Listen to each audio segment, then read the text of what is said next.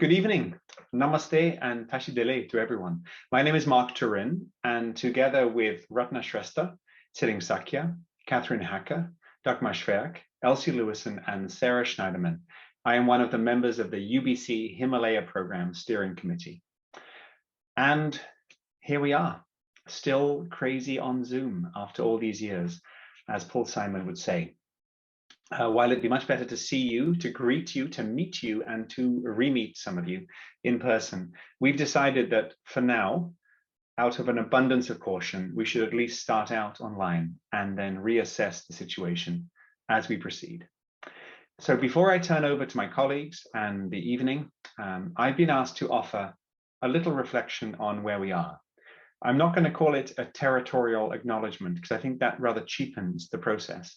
I'm speaking to you from my home, and I live on the traditional, ancestral, and unceded territory of the Hunkaminam-speaking Musqueam people, which is also where UBC is built, in what is now Vancouver, in British Columbia. In fact, I'm speaking to you from Kitsilano, a place name itself derived from Katsalanu, the name of a local indigenous leader whose ancestry is somewhat contested. The very question of what it means to offer some kind of territorial reflection over Zoom across time zones and different landscapes is actually quite complex. But I think it offers us an opportunity to think critically about how we understand our responsibilities to the places we live and work. So here at UBC, we have the practice of not only acknowledging, but actually reflecting on our location on occupied Musqueam land. And with that, we remember that Musqueam community members have been teaching and learning and living on and nurturing these lands for thousands of years before our quite young university was founded. And I'd like to thank the Musqueam community for the ongoing guidance and the direction that they continue to offer the university as a whole, and all of the community-focused activities like the UBC Himalaya Program in particular. And with that, I'd like to hand over to my colleague, Sara Shneiderman, to say a little bit more about our program. Sara. Great, thanks very much. And it's really wonderful to see everyone here, colleagues, friends, students. It's really lovely to be back together after a long summer, especially after last year when we were not able to meet in person. And we had originally hoped to hold this reception in person and had been so excited about getting back together, maybe even having some food together. So for now, we'll still have to put that desire in a future, put it towards the future, but just to be able to meet is also really wonderful. And I just want to say a little bit about the agenda for today, and then a few words about the Himalaya program for people who may be new.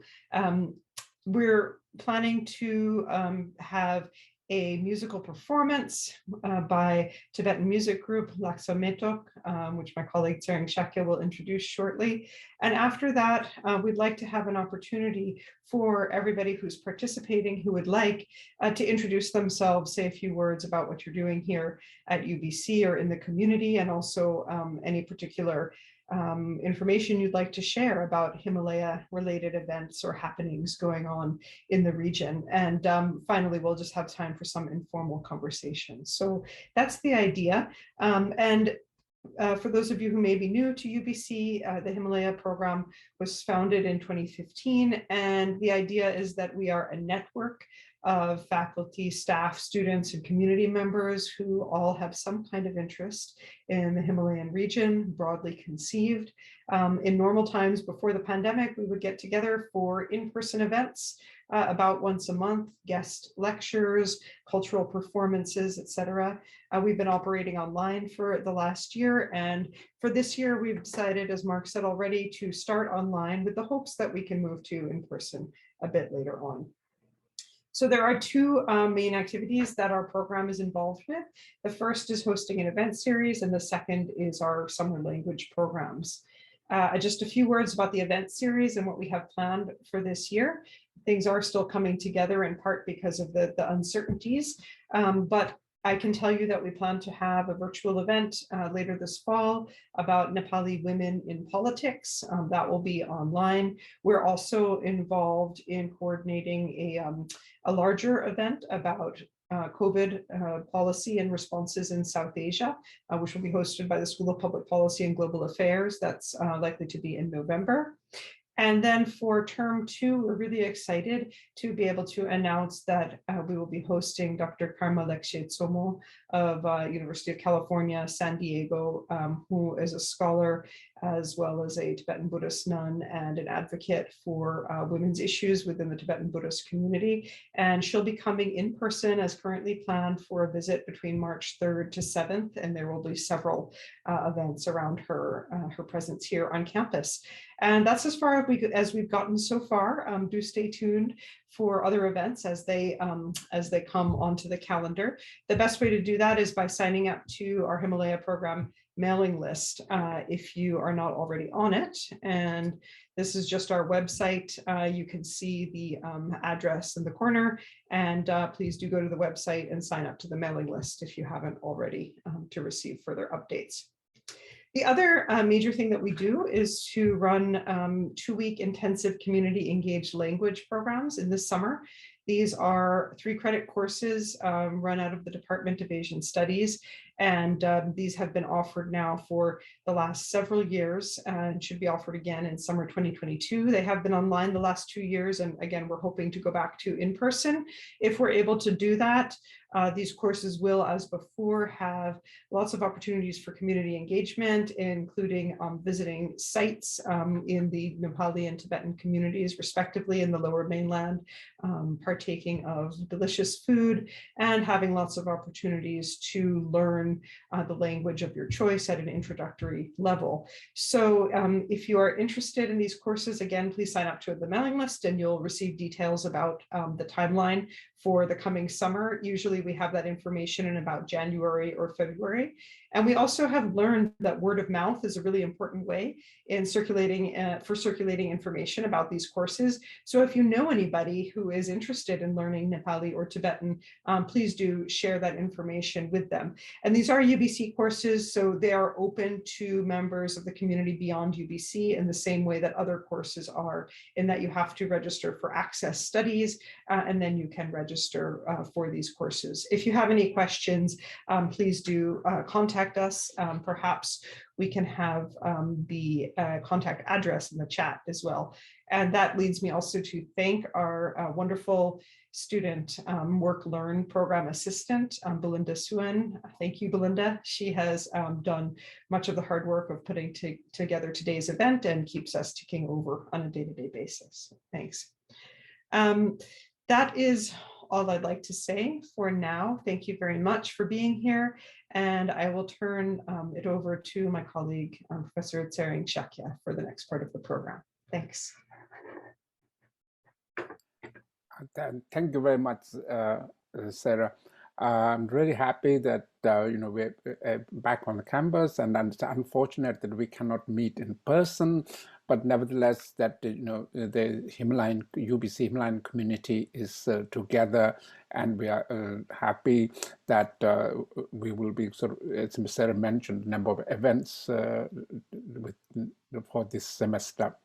I'm a professor at UBC in School of Public Policy and Asian Studies, and I work on Tibet. And I'm really happy today to introduce our local Tibetan community music group, Lhaksam Metok. They are much loved and much appreciated group who entertains us at all our community gatherings, and I'm really glad that they were willing to sing for us today. So I will not introduce each of the singers, but they call themselves Lhaksam Metok, the brilliant auspicious flowers, the group means. And so without any delay, I'll ask Sonam to, if you are viewing this, please view it on a speaker's view, then you'll get the entire the group rather than a gallery view. So put it on a speaker's view, and our Lhaksam Metok, you can hear the singing. Thank you very much. Sonam, we're ready. Okay, it's a great privilege, and I'm very happy to actually reconnect with the Lhaksam Metok, and they have been excellent team keeping our culture and spirit of singing, and they have been partnering and helping the students over the past summer programs as well. So I'd like to take the opportunity to really thank them and thank them again for accepting to participate this event by offering 2 songs that they would like to share with us. And I will ask them first to introduce themselves briefly and then start with the song. My name is Nawang Sumu, Lhaksam Metok Group, Tashidile. Tashidile, my name is Sering Momo Gary, and we are from Lhaksam Metok Group. Tashidile, we are from Lhaksam Metok Group, and my name is Chung Sering. Tashidile, my name is Thomas Sering, Lhaksam Metok Group. Hi, good evening, everyone. My name is Yankee Kemser. I'm from Lhaksam Metok. Tashidile. Hi, my name is Nawang Belzum. We are Lhaksam Metok Group. Thank you. Tashidile, my name is Tang Mustamu, and happy Lakarstang. And I'm from Lhaksam Metok Group. Thank you.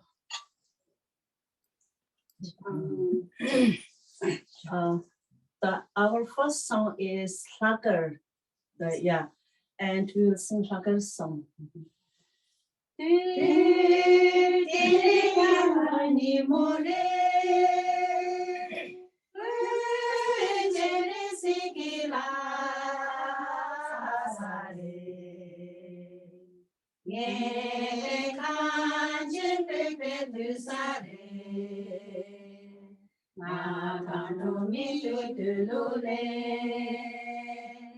Na chunso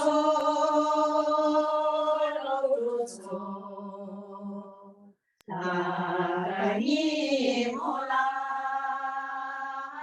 sam tashi deleshu la ni mola sam tashi deleshu Ye la beje samapu, ye mani begene, ye se mapu pela kyabo, ye bosuyara chawade, na chunso lutuso. Ni mola sa lu yesu seshu ni mola lu yesu seshu je la me kutse te basho ni masam te tu basho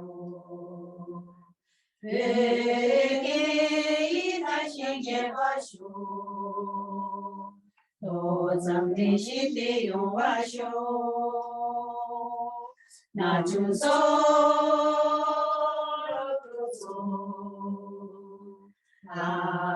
ni mola che zombe na shisho ni mola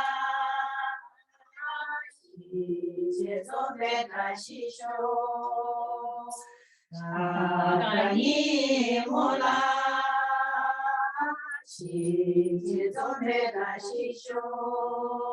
Thank you. Thank you.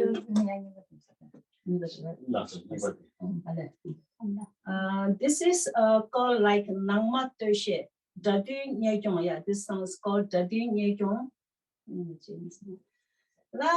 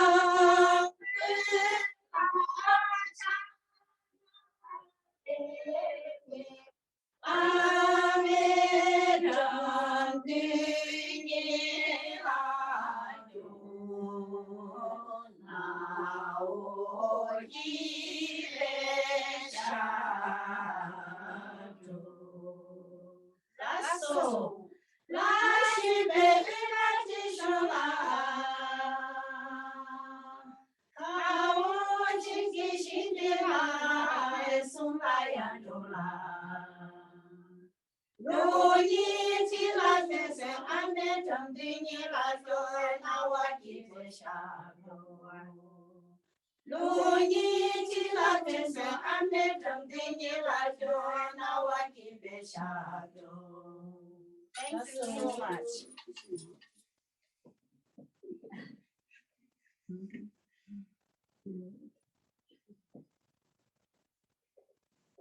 Thank you very much, Lhaksam Metok. Thank you very much. And I'll ask everyone to give a really loud clap for our Lhaksam Metok. Thank you very much.